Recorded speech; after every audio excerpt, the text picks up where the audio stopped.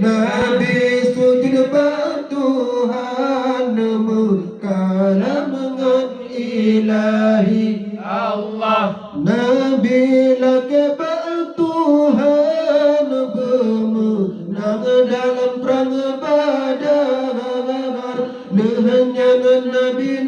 jenjang neregam pedang sakti Allah Nabi neyupeh gendang tanda perang Si kafir Allah Allah batu juga Ramadan 2 tahun hijrah Nabi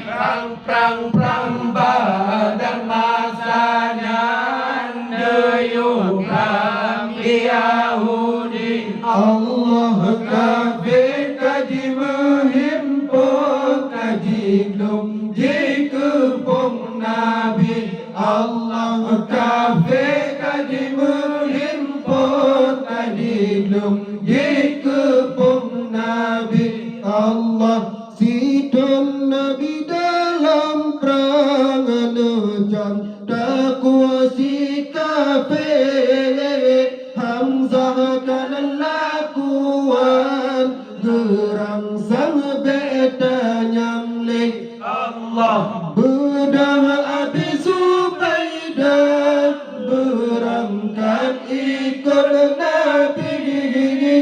Aduh gudana pasang maju dalam perang sabi Allah Nabi neyupeh gendang tanda perang si kafir Allah Allah batu juga Ramadan 2 tahun hijrah Nabi perang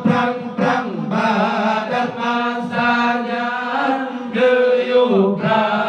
Yahudi Allah kafir kaji menghimpun kaji belum dikepung Nabi Allah kafir kaji menghimpun kaji belum dikepung Nabi Allah Ali bin Abi Thalib angkat ke pahlawan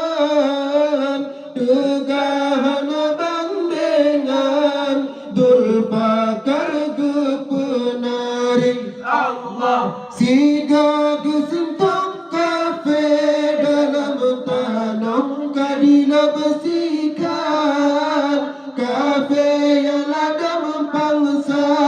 kalan Sayyidina Ali Allah Nabi neyupeh gendang tanda perang si kafir Allah Allah batu juga Ramadan 2 tahun hijrah Nabi perang Badar masanya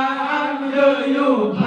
Yahudi Allah kafir kaji menghimpun kaji belum dikepung Nabi Allah kafir kaji menghimpun kaji belum dikepung Nabi masih Nabi dalam perang necam takut si kafir Hamzah kalah lakuan gerang sang beta nyamlik Allah bedang Abi Subaidah berangkat ikut Nabi